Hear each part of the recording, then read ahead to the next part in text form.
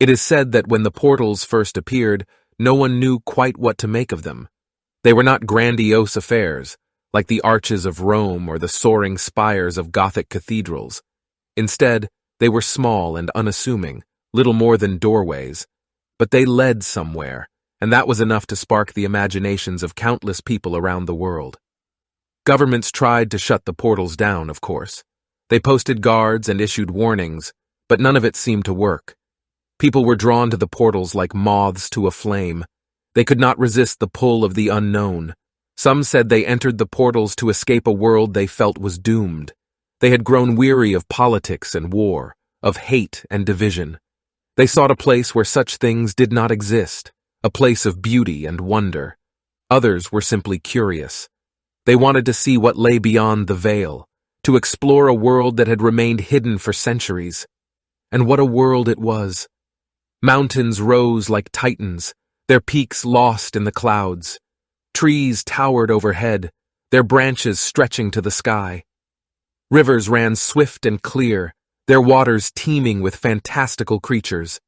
And there were monsters too, not the tentacled abominations of horror stories, but beings that were strange and wondrous, and sometimes terrible.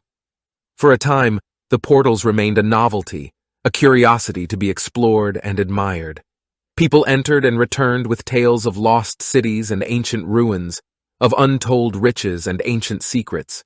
But they found no inhabitants, no trace of the people who had built these wonders. Still, more and more people came. They settled in, building homes and communities, forging new lives in this strange and beautiful world. They learned to hunt and fish, to cultivate the land and work with the creatures that lived there. But then, one day, a red moon appeared in the sky. People heard a drumming, deep and primal, in their hearts. And then, without warning, the portals began to close. People rushed to enter, but it was too late. The portals vanished, leaving behind only a sense of loss and despair. In the days that followed, something began to change. People who had once been human began to transform. They grew claws and fur, their eyes gleaming with a wild, feral light. They became the monsters that inhabited this world, creatures of the night that roamed the forests and mountains, hunting and killing.